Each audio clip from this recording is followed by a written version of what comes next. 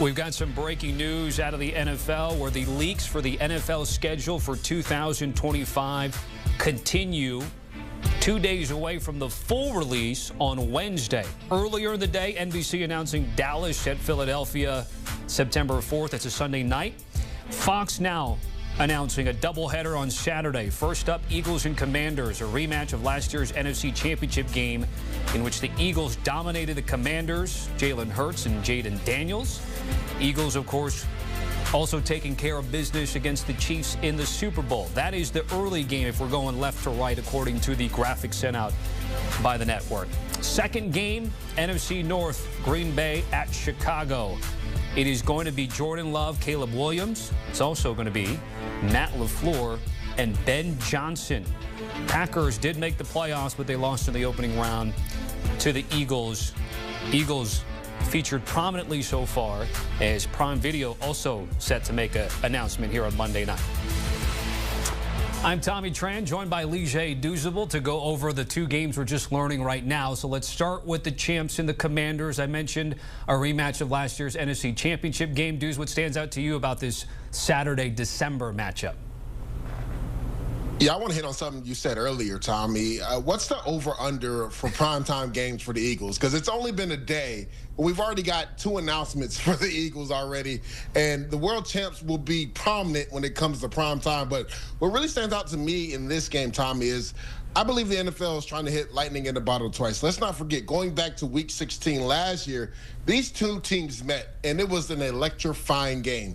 Jayden Daniels and the Commanders had 5 turnovers, but yet, Tommy, the game was in his hands. With 2 minutes left, he goes on a game-winning drive and throws a touchdown pass to Jamison Crowder with 6 seconds to win the game. The NFL knows what it's doing, Tommy, right? This is a divisional matchup. They believe these are the two top teams in the NFC East, two top teams in the NFC. Let's pin them together with playoff implications on the line. That's what stands out to me. The NFL is trying to see if they can get lightning in the bottle twice by putting this game in the same exact spot they put it last year. So Jayden Daniels and this Commanders team took a lot of people by surprise in the playoffs all the way to the NFC Championship game. So if we are to assume that they are going to grow, how much growth will be needed Week 16 against the champs here at home in D.C./Landover, Maryland?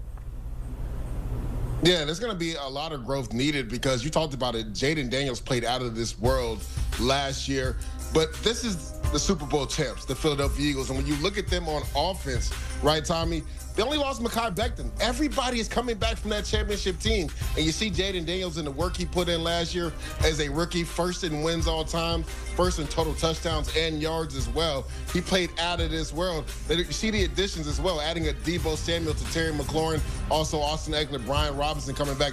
Josh Connerly was the pick in the first round. I really like his versatility. He might swing out to right tackle, has some ability to swing in at guard as well. They got Trey Amos in the second round. They needed a corner on the outside to put Mikey Strander still back in the slot. So the Commanders team got significantly better this offseason. You see it right there, the odds to win in the NFC East. Eagles -150, the Commanders right behind them at +240. They still need to take that next step if they want to dethrone the Super Bowl champs, though. And we certainly know how hard it is to repeat as champs in that division. It is hard to do, hadn't been done in quite some time. If we get to Green Bay and Chicago, arguably the toughest division last year was the NFC North here. What stands out to you about this one? This one is Ben Johnson. What type of team and mantra is he going to bring to Week 16? Because the Bears have been getting their teeth kicked in by the Green Bay Packers. Tommy, when you go back to the last 20 years, the Bears are 3-17 versus the Green Bay Packers. And before winning that Week 18 game last year, and there's a caveat to that. Remember, Jordan Love and the starters only played the first half of that game. They had lost 11 straight games to the Green Bay Packers. The Packers have owned the Chicago Bears. So this is the opportunity for Ben Johnson coming over from the Detroit Lions. We know what his mantra was there. They want to be physical, run the ball. We saw his moves in the offseason. Drew Dahlman up front. Jonah as well at guard. They moved him up front, traded for Tooney. They really want to fortify that offensive line for that young man we just saw on the screen, Caleb Williams, be able to protect him, but also protect him by running the football. And on the other side, the Green Bay Packers, I said this last year when they lost to the Philadelphia Eagles in that playoff game. what is going to be their identity, Tommy? Last year, it seems like they were going to roll out the gambit for Jordan Love, but then it became a running-type team with Josh Jacobs. I don't think they knew what their identity was, and it hurt them in that game versus the Philadelphia Eagles. So it'll be interesting with Matt LaFleur coming out this year as they try to dethrone the Detroit Lions in that NFC North. You talked about how competitive it was. What will truly be the Green Bay Packers' identity? And Week 16, that's when your identity truly shows. You know, when we're looking at toughest schedules, I mentioned the NFC North, and the NFL would love to have one, if not both of these teams have something to play for in Week 16, dudes. So when we take a look at the NFC North, the Vikings, of course, and the Lions are also in the mix. As it stands today, what would be your power rankings for that division heading into the season? I think you have to give some respect to the Detroit Lions. Now, the question mark is they lost both coordinators, and we saw how that kind of affected the Philadelphia Eagles in the 23 season when they lost both of their coordinators to head coaching jobs. But a majority of that team is coming back, so you have to give some respect to the Detroit Lions. I would have it just how it is right here. I would say the Detroit Lions are the #1 team. The Green Bay Packers are the #2 team. The Vikings, right? Essentially a rookie quarterback playing for them because he didn't play all last year, and J.J. McCarthy, so this is essentially would be his rookie year. But no team, I thought, did a better job of fortifying their weaknesses in the offseason when you talk about really shoring up that interior of that offensive line and defensive line. And then you got the Chicago Bears with Ben Johnson coming over, Caleb Williams. You hope he takes a sophomore leap with Ben Johnson as the coordinator and head coach of that team.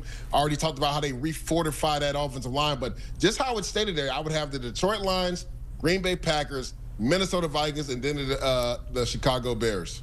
Lige Douzable with more on the schedule release as we're continuing to find out which games and which teams will be featured. Thank you, Douz. Again, we're still awaiting Prime Video to make its decision. Maybe it'll be an NFC team again. It'll be a clean sweep on a Monday. We haven't seen the AFC yet so far. ESPN and those international games to see who will be paired with the likes of the Colts and the Dolphins. We'll see on Tuesday. We will have Wednesday announcements, CBS mornings, as well as Netflix, of course, for those Christmas Day games, and then the full release happening Wednesday night.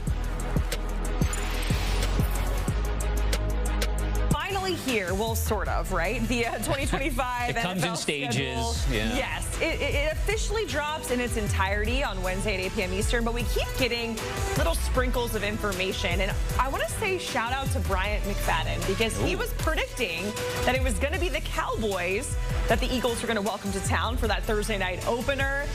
Eagles fans, they're going to rub in that banner raising and all of that stuff right in front of their divisional rival. And for Cowboys fans, you don't want to see that, but it's going to be a good, prove it point Breach for Dak and a new head coach. John Breach joining us here because we're going to break down what we know so far when it comes to the schedule. We know some games. We do know all the opponents, Breach, and we know that the Giants, they have a very difficult schedule, and it's kind of a prove-it year for Dable and the coaching staff. So what are your thoughts on that in mind with it being a prove-it year for those coaches and the schedule that they have facing in front of them?